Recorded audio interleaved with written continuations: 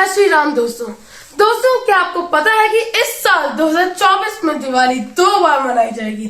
एक तो उसके नॉर्मल टाइम पे एंड दूसरी यू माइट गेस कि कोई भी यूजुअल सी डेट होगी, बट नहीं, ये है 22 जनवरी, मतलब यही मंडे जो है नेक्स्ट वीक में। तो ना यू माइट बी वंडरिंग कि इतना स्पेशल क्या है कि 22 जनवरी को दिवाली तक मनाई जाएगी। So guys let me tell you कि 22 जनवरी को अयोध्या के न्यूली इनॉग्रेटेड राम मंदिर में हमारे प्यारे राम लला की बाल रूप की मूर्ति की प्राण प्रतिष्ठा है। और इस दिन बहुत सारी इंपॉर्टेंट चीजें होने वाली हैं एंड उन सब चीजों की हम बात करने वाले हैं इस वीडियो में। So stay tuned with me towards the end of the video. तो दोस्तों अब आपके मन में ये सवाल तो आया ही होगा कि उनकी इतने सारे रूपों में से बस 5 साल की बाल वर्ष की मूर्ति ही क्यों लगाई जा रही है।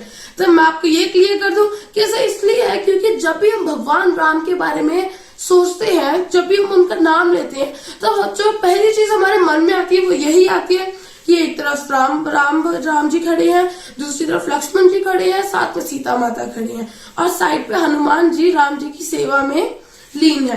पर ये जो है ये सब 30 साल की लीगल लड़ाई जिस भूमि के लिए की गई थी, जो राम मंदिर के अंदर है, वो राम जी की जन्मभूमि है जहां पे उन्होंने जन्म लिया था। इसीलिए उनका 5 वर्ष का बाल रूप में जो है उनकी मूर्ति लगाई जाएगी 51 इंचेस की ब्लैक कलर की। पर अब आप ये सोच रहे होंगे कि 51 इंचेस ही क्यों? तो चलिए अब इसके बारे में ही बात कर लेते हैं। तो मैं आपको बता दूं कि जो राम युग था, जिस टाइम पे राम जी का बर्थ हुआ था, उस टाइम पे 5 से 6 साल के बच्चों की एवरेज हाइट थी 50 to 55 इंचेस। एंड यही मेन रीजन है क्योंकि इससे जो एवरेज हाइट निकाली गई एंड उसको कई और वेदों और सूत्रों के मुताबिक उनकी राम जी की एग्जैक्ट हाइट थी 5 वर्ष की आयु पे 51 इंचेस। एंड इसीलिए तो राम जी की मूर्ति 51 इंचेस की ब्लैक कलर में वहां अयोध्या में स्थापित की जा रही है। बट नाउ अगेन एक आपके मन में सवाल आया होगा कि ब्लैक कलर की ही क्यों? तो मैं आपको बता दूं कि ये जो मूर्ति है राम जी की ब्लैक कलर में इसीलिए बनाई जा रही है क्योंकि इस पूरे मंदिर में कोई मेटल नहीं यूज किया गया, नो आयरन नो स्टील, बस पत्थर लगाए हुए हैं। एंड जो राम जी की मूर्ति है वो ऐसे वैसे पत्थर से नहीं बनी, वो बनी है शालिग्राम से, जो कि स्पेशली नेपाल से भारत लाए गए अयोध्या में उनकी मूर्ति बनाने के लिए। एंड अगर आप ये सोच रहे हो कि शालिग्राम ही क्यों, तो मैं आपको ये भी बता दूं कि जो शालिग्राम है उसमें ये कहा जाता है कि विष्णु जी उसके अंदर रहते हैं। एंड आप लोगों को ये तो पता ही होगा कि राम जी खुद विष्णु जी के अवतार थे एंड इसीलिए उनकी मूर्ति के लिए शालिग्राम पत्थर का इस्तेमाल किया गया था। तो दोस्तों ये तो रही राम लला की मूर्ति के बारे में कुछ जानकारियां। तो चलिए अब जानते हैं राम मंदिर के बारे में और कुछ जानकारियां। तो according to the reports Ram Mandir में, जैसे कि मैंने आपको बताया था, सिर्फ और सिर्फ स्टोन्स का यूज किया गया है। इसका मतलब है कि no iron and no steel. And जो राम मंदिर की कंस्ट्रक्शन है उसमें लग चुके हैं एटलीस्ट 3 साल। Isn't that amazing? Ram Mandir में है टोटल 5 डोम्स और राम मंदिर के टोटल डायमेंशंस हैं 76 metre into 120 metre into 49 metre.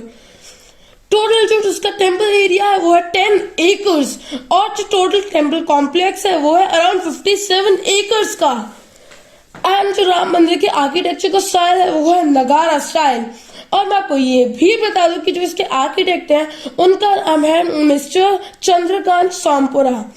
Ram Mandir में राम लला की प्राण प्रतिष्ठा के आमंत्रण के लिए भारत के हर घर में अक्षत भेजे गए हैं, पर साथ में यह हिदायत दी गई है कि 22 जनवरी को कोई भी आम नागरिक अयोध्या न आए, बल्कि अपने घरों में ही दिया जलाकर दिवाली मनाते हुए राम लला का स्वागत करें।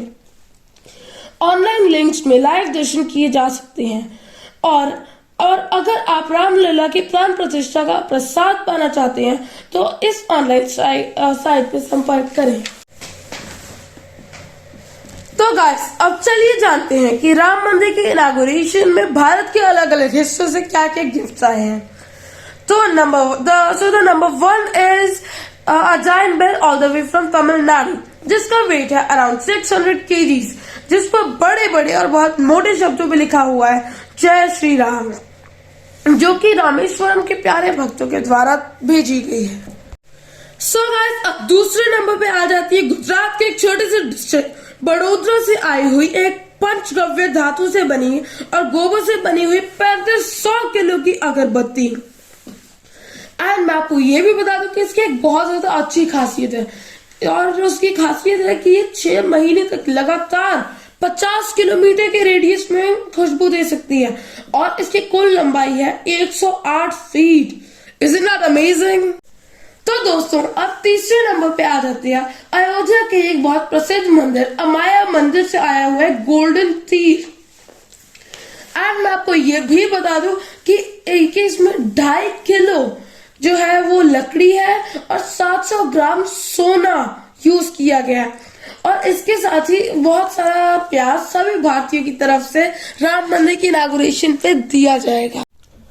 तो दोस्तों, क्या आपको पता था कि जो चौथे नंबर पे भोग है वो है हैदराबाद से आया हुआ दुनिया का सबसे बड़ा लड्डू, जो कि है 1265 kgs का। एंड मैं आपको ये भी बता दूं कि अयोध्या में श्री राम का जो हमारे रामलला की बाल रूप की मूर्ति है, उनका पहला भोग यही लड्डू होगा।